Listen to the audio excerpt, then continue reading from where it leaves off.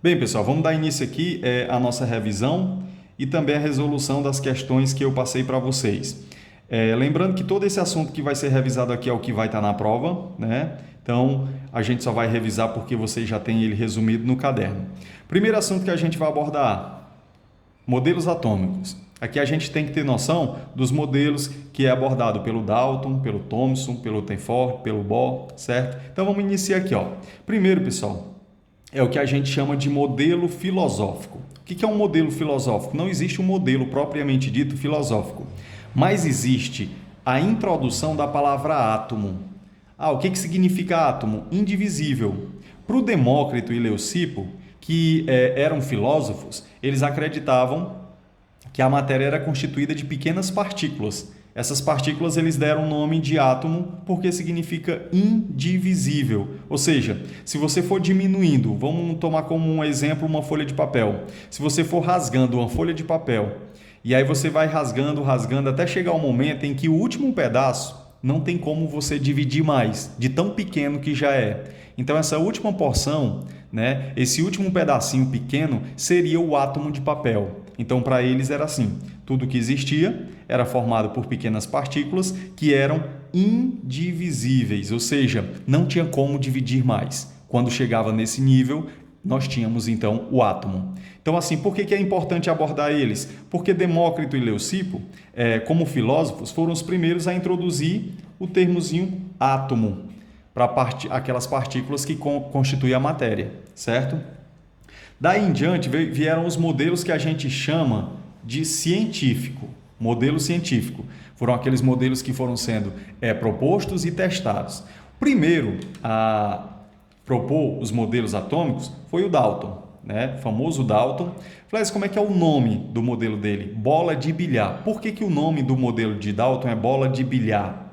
Porque ele considera o átomo como sendo uma esfera maciça, indivisível e indestrutível. Ou seja, para eles, a menor parte da matéria, que era o átomo, seria uma esfera maciça, indivisível, indestrutível. Então isso ficou conhecido como bola de bilhar. Mas o que é bola de bilhar? Bola de bilhar é bola de sinuca, certo? A gente conhece como bola de sinuca, porque ela não é oca, ela é preenchida por matéria.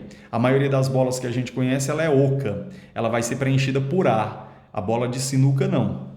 Ela é toda uniforme, toda preenchida, certo? Então esse é o modelo de Dalton, bola de bilhar.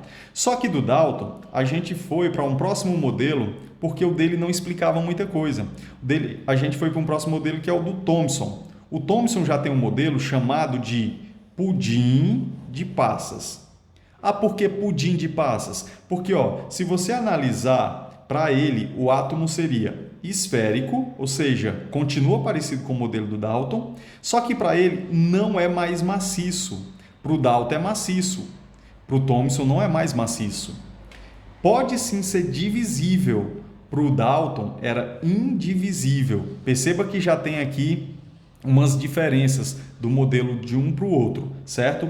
O Thomson também descobriu a natureza elétrica do átomo. O que é a natureza elétrica do átomo? Ele já percebeu que o átomo seria formado por uma parte que é representado por uma força positiva que atraía para si pequenas partículas que ele chamou de elétrons, e que são os elétrons realmente, que são as partículas negativas. Então o átomo para ele seria esférico, não era mais maciço, mas poderia sim ser divisível, ou seja, é um átomo dividido. É um átomo neutro. Neutro quer dizer, os elétrons estariam aderidos a essa massa que seria o pudim. Os elétrons seriam as passas, daí o nome, pudim de passas, e estaria na mesma quantidade em proporção. Ou seja, um átomo neutro ele tem a mesma quantidade de carga positiva e de carga negativa. Então esse é o tal do pudim de passas do Thomson. Uma massa positiva, aderido a ela, pequenos grânulos, que seriam as passas, e que aqui é representado pelos elétrons, que seria em negativo, certo? Só que assim, não foi suficiente, então depois deles vieram quem? O modelo do Rutherford, né? Ou Rutherford. O que ele propõe nesse modelo? Ele propõe o seguinte: o nome do modelo dele já ficou conhecido como Sistema Solar, ou então modelo planetário. ok? Alguns livros trazem modelo planetário, outros trazem sistema solar, mas por que seria dessa forma? Porque o Rutherford já tirou aquela ideia de que o átomo seria uma esfera maciça ou não maciça e que seria preenchida. Para ele não, existem espaços vagos, né? Espaços livres. Ele dividiu então o átomo em duas regiões. Eu tenho uma região que é o núcleo e eu tenho uma região que é a eletrosfera. Então, beleza, aqui o núcleo seria essa regiãozinha central, que seria formado de carga positiva e que seriam os prótons. E ao redor desse núcleo, se você perceber ao redor desse núcleo, estão girando aqui as partículas na eletrosfera. Essas partículas têm carga negativa e seriam os elétrons, certo? Então, para o Rutherford, o modelo já seria o sistema solar, o modelo planetário, em que eu tenho uma camada em que giram os elétrons ao redor do átomo e centralizado eu tenho uma regiãozinha chamada núcleo com carga positiva. Beleza, mas assim, ainda não explicava muita coisa. Então veio o Bohr nessa situação aqui todinha e falou assim, vamos só pegar o modelo do Rutherford e vamos dar uma melhorada. O que o Bohr propôs então? Propôs que os elétrons eles não estariam apenas numa única camada, né? Eles estariam divididos por níveis, que esses níveis seriam as camadas onde eles orbitam. Então, ele diz que cada elétron tem uma órbita definida, certo? Então, aqui seria o núcleo do átomo, positivo, e cada órbitazinha dessa aqui seria o que a gente chama de camada. E ele nomeou as camadas. Essas camadas seguem uma ordem do alfabeto, que é a K, a L, a M, a N, O, P e Q, certo? O que é a camada K? É o nível 1, ou seja, primeira camada nível 1. A L, nível 2. A M, nível 3. A N, nível 4. A O, nível 5. A P, nível 6. E, por último, nível 7, que seria a Q. O átomo tem essas 7 camadas? Não, nem todos têm. Mas alguns têm 7 camadas. Então, assim, esse é o nível máximo que eles podem atingir em nível de camadas. Então, eu tenho camada K, L, M, N, O, P e Q, certo? Então, para o Bohr, eu já tinha os elétrons divididos em camadas, que são os níveis energéticos do átomo ou as camadas eletrônicas do átomo. Esse modelo ficou conhecido como Rutherford-Bohr. Beleza, então aqui já partindo para as partículas subatômicas. O que é uma partícula subatômica? É a partícula que compõe o átomo, é a partícula que constitui a estrutura do átomo. Então, quais são ou quem são essas partículas? Primeiro, nós temos aqui prótons, nêutrons e elétrons. Prótons e nêutrons, nessa ordem, eles existem aonde? Lá no núcleo do átomo. Prótons e nêutrons estão no núcleo do átomo. E o elétron está o nome já está dizendo, eletrosfera. Aí aqui existem algumas representações para ele, como por exemplo, símbolo. Se eu for representar prótons, basta eu colocar esse Pzinho aqui, certo? P minúsculo, eu estou dizendo que é prótons. Se eu quero representar nêutrons, basta eu colocar esse N aqui. Ah, mas se eu for representar, por exemplo, elétron, eu coloco E e se quiser ainda coloco aqui uma carga, dizendo que a carga do elétron é uma carga negativa. E a massa referente a eles? Essa massa ela é relativa, certo? A massa do próton é 1 inteiro, a massa do nêutron é 1 inteiro, mas a massa do elétron ela é uma massa em que eu pegaria 1, ainda iria dividir por 1836. Seria uma massa muito pequena.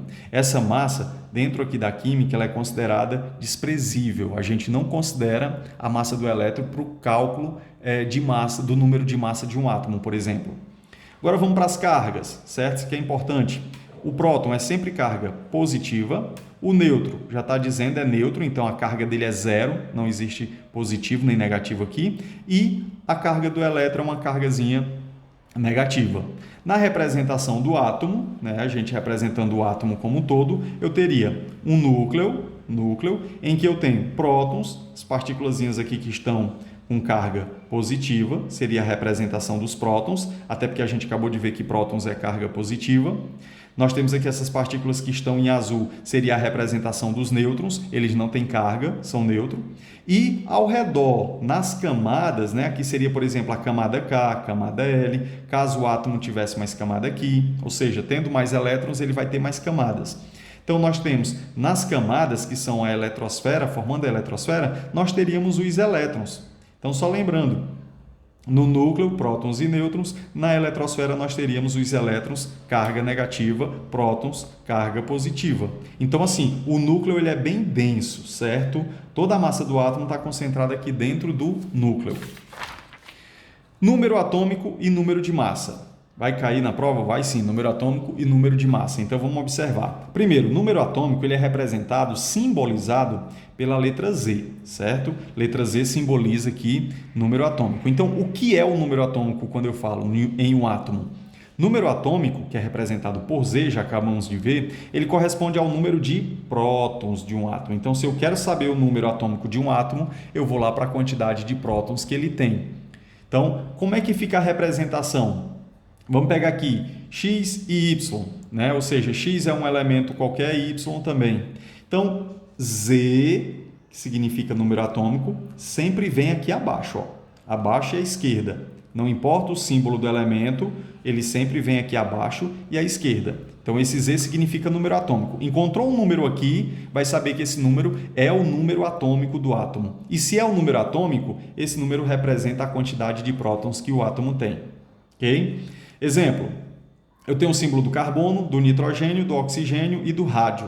Aqui eu tenho um númerozinho 6, 7, 8 e 88. Significa carbono, número atômico, ó, Z dele é igual a 6. O Z aqui do N, que é o nitrogênio, é igual a 7. O Z do oxigênio é igual a 8. E o Z do rádio é igual a 88. Flávio, o que são esses números? É a quantidade de prótons que o átomo tem. Então, o carbono tem 6, o nitrogênio tem 7 prótons, o oxigênio tem 8 e o rádio tem 88 prótons, ou seja, número atômico deles, 88, quer dizer 88 prótons. Número de massa. Né? Tudo que existe vai ter uma massa. O símbolo para massa já vai ser dado pela letra A. Então, quando você vê a letra A, é uma fórmula, você sabe que isso aqui representa o número de massa. O que é o número de massa? O número de massa é a soma das partículas nucleares. O que é partícula nuclear? É aquilo que está no núcleo do átomo. Se a gente voltar aqui à página anterior, nós vimos aqui ó, que no núcleo nós temos prótons e nêutrons. Aqui, ó, prótons e nêutrons. Então, quando eu digo que o número de massa é a soma das partículas nucleares, eu estou querendo dizer que eu vou somar prótons mais nêutrons, certo? Então, na representação ficaria como? Está aqui o mesmo elemento, x e y, só que aqui eu vou colocar letra A aqui em cima. O que é a letra A? Número de massa. Isso significa que ele vai vir acima, não embaixo. Embaixo já é o posicionamento do número atômico. Mas ele vem sempre à direita ou à esquerda? Tanto faz, certo? Aqui eu coloquei ele à esquerda, aqui eu coloquei ele à direita. Ele pode vir dos dois lados, mas ele está sempre acima. Então o que é esse número? É um número que aparece aqui, que é uma soma entre prótons e nêutrons. Então, sempre que você vir esse número aqui, saiba que ele é uma soma, ele é uma junção entre prótons e nêutrons. Exemplo. Que os mesmos símbolos, ó, carbono, aqui o carbono, nitrogênio, oxigênio, rádio. Perceba que aqui o número de massa é 12, 14, 16, 226. Isso significa o quê? Que esse 12 significa uma soma de prótons mais nêutrons. Ele não é um valor único, ele é uma soma, prótons mais nêutrons. Então, eu tenho que saber quantos dos 12 aqui são prótons e quantos são nêutrons. A mesma coisa aqui no nitrogênio, 14 é a soma de prótons mais nêutrons. O 16 aqui, soma de prótons mais nêutrons, e esses 226, que é o do rádio, que é a massa total dele, também é a soma de prótons mais nêutrons que eles têm, certo? Se a gente for fazer um resumo, a gente poderia até pegar os elementos com o número atômico e o número de massa. Por exemplo, vamos pegar aqui, ó, C, o número atômico aqui, 6, o número de massa, estamos vendo aqui que é 12. Então, nós estamos vendo que número de massa 12, número atômico 6. Ó, o nitrogênio, eu estou vendo aqui que a massa é 14, mas aqui em cima o número atômico é 7. Então, completo, massa 14, número atômico 7. O do oxigênio, ó, número atômico aqui é 8, mas o número de massa aqui é 16. O rádio, o número de massa aqui é 226 e o número atômico aqui do rádio é 88. Então, resumindo, aqui a gente consegue ter o número atômico e o número de massa de cada um deles. Número de partículas subatômicas, ou seja, como é que eu vou saber quantas partículas tem formando, constituindo aquele átomo, né? Quantos prótons, quantos nêutrons, quantos elétrons constitui aquele determinado átomo. Então vamos lá, número de partículas subatômicas significa o número de elétrons, prótons e nêutrons que esse átomo tem. Vamos considerar dois aspectos. O primeiro, quando o átomo está no estado fundamental, quando ele está nesse estado fundamental, e quando o átomo forma um íon, certo? Então eu vou ter essas duas condições, ou essas duas situações. Primeiro o átomo no estado fundamental e primeiro o átomo formando íons. Vamos lá, átomo no estado fundamental, o que quer dizer isso? Quer dizer o seguinte, o número de prótons é igual ao número de elétrons. Então, o número de prótons igual ao número de elétrons. Isso significa que se eu encontrar o número de prótons, eu já vou encontrar o número de elétrons, porque é o mesmo, ou vice-versa, certo? Então, por exemplo, aqui temos as seguintes situações, carbono, nitrogênio, oxigênio. Número atômico do carbono é 6, número de massa 12, aqui do nitrogênio 7, 14 e do oxigênio número atômico 8, número de massa 16. Isso significa que quantos prótons esse átomo, esse e esse vão ter? Vamos analisar. O que é o 6 e o que é o 12? 6 é o número atômico, que é Z. E Z quer dizer o quê? Número de prótons. Então, já achei que nesse carbono eu tenho 6 prótons. Ah, mas aqui diz que se ele estiver no estado fundamental, fundamental quer dizer neutro, ou seja, um átomo eletricamente neutro. Átomo eletricamente neutro tem a mesma quantidade de prótons e de elétrons, ou seja, prótons carga positiva, elétron carga negativa. Ele tem a mesma quantidade. Aliás, perdão, bem aqui, carga negativa. Ele tem a mesma quantidade. Isso significa que ele está eletricamente neutro. Isso significa estar no estado fundamental, certo? Então, se esse cara tem número atômico Z 6, que significa 6 prótons, e no estado fundamental o número de prótons é o mesmo número de elétrons, eu posso dizer que ele também tem 6 elétrons, certo? Agora, Flésio, ele teria quantos nêutrons? Aí, ó, veja o que diz aqui. O número de nêutrons se encontra no número de massa do átomo. Então, se o número de nêutrons se encontra no número de massa e o número de massa está aqui em cima, o A do átomo é aqui em cima, significa esse 12 aqui eu vou ter nêutrons e eu vou ter prótons, porque a massa ela é uma soma de nêutrons com prótons. Ah, e o que eu tenho que fazer então? Eu tenho que tirar daqui de dentro dos 12 o número de prótons. Quando eu tirar, o que vai ficar só vai ser nêutrons. Ah, mas como é que eu vou saber qual é o número de prótons? Acabamos de dizer que o número de baixo, que significa número atômico, é o número de prótons. Então, se você pegar 12 e tirar 6, o que vai sobrar são 6. Ou seja, são 6N, 6 nêutrons que esse átomo tem. Então, dessa forma, a gente consegue saber quantos prótons, quantos elétrons e quantos nêutrons um átomo tem. Então, aqui, se eu pegar 12 menos 6, vai ser 6 nêutrons. 14 menos 7 vai ser 7 nêutrons e 16 menos 8 vai ser 8 nêutrons. Ou seja, pegou massa, tirou o número atômico, eu tenho uma quantidade de nêutrons. Agora tem uma outra condição. E se o átomo for um íon? Ah, mas o que é um íon? Primeiro vamos aqui para o conceito. Número de prótons é diferente, não é mais igual ao número de elétrons. Então, para o íon, para a formação de um íon, eu tenho que ter número de prótons diferente do número de elétrons. Número de prótons já vimos, carga positiva. Número de elétrons, carga negativa. Então, quer dizer que se eu tiver prótons a mais, eu vou ter mais carga positiva. O átomo deixa de ser neutro, ele deixa de estar no estado fundamental. Se eu tiver elétrons a mais, então eu vou ter carga negativa. Aí a gente já viu essa classificação. O íon, quando ele tem carga positiva, ele é chamado de cátion. Então, cátion é quando ele tem carga positiva a mais. E quando ele tem carga negativa, ele é chamado de ânion. Então, ânion é quando ele tem carga negativa a mais, certo? Façam essa diferenciação que vocês vão precisar na hora da prova. Aí aqui ele pergunta, então vamos lá abordar aqui o número de prótons, nêutrons e elétrons quando ele deixa de estar no estado fundamental e passa a ser um íon. Então, vamos lá. Temos aqui o símbolo do cálcio, do potássio e do oxigênio. Se você analisar, o cálcio aqui, o número atômico dele, o Z, é igual a 20. Significa dizer que ele tem o quê? 20 prótons, certo? Já sei que ele tem 20 prótons. Ó, o Z aqui do potássio também é o que? 19. 19, então significa dizer que ele tem 19 prótons. E do oxigênio, o Z, que é o número atômico, é igual a 8. Então, ele tem 8 prótons. Então, eu já descobri. O número de prótons aqui é 20, aqui é 19 e aqui é 8. Ah, mas agora a gente vai precisar saber o número de nêutrons. Quantos nêutrons tem aqui em cada um?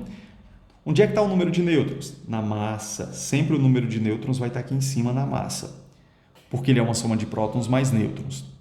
Então, se eu tirar os prótons daqui de dentro, o que vai sobrar é nêutron.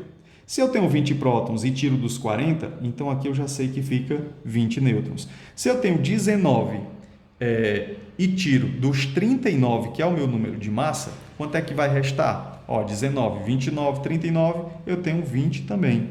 E se aqui eu tenho 8 e tiro aqui dos 16, o que vai restar é 8. Então, já tem o número de prótons, está aqui em cada um, já tem o número de nêutrons. E agora o número de elétrons. Como é que eu vou saber qual é o número de elétrons nesses átomos? Vamos colocar aqui o Ezinho de elétron.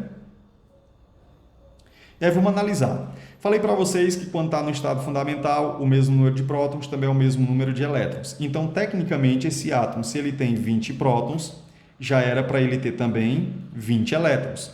Porém, apareceu duas cargas positivas aqui. Se apareceu duas cargas positivas, significa que esse átomo perdeu 2 elétrons. Se a carga do elétron é negativa, que a gente já viu que a carga do elétron é negativa, significa que ele tem 2 elétrons a menos. Era para ter 20, mas não tem mais 20. Ele só vai ter 18. Por que eu sei disso? Porque essas duas cargas positivas a mais me diz que o átomo perdeu elétrons. Perdeu quanto? Perdeu 2.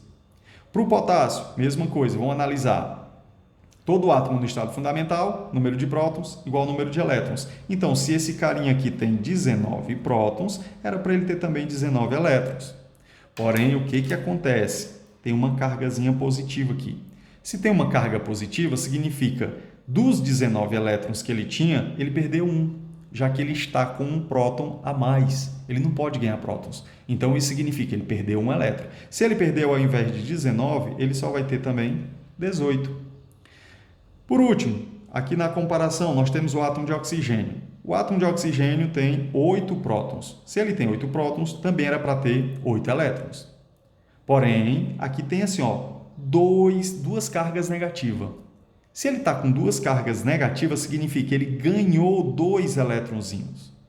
Se era para ele ter 8, mas ele ganhou 2, então ele vai ter 8 mais 2, que vai dar igual a 10 elétrons. Então, dá para a gente fazer a contagem das partículas subatômicas, mesmo os elétrons não estando visivelmente apontados na estrutura. O que eu posso ver na estrutura? Eu posso ver o número atômico e o número de massa. Mas o número atômico é prótons e a quantidade de prótons também é elétron, quando o átomo está no estado fundamental. Só que quando ele tem carga, eu consigo perceber e saber se houve um ganho ou uma perda de elétrons.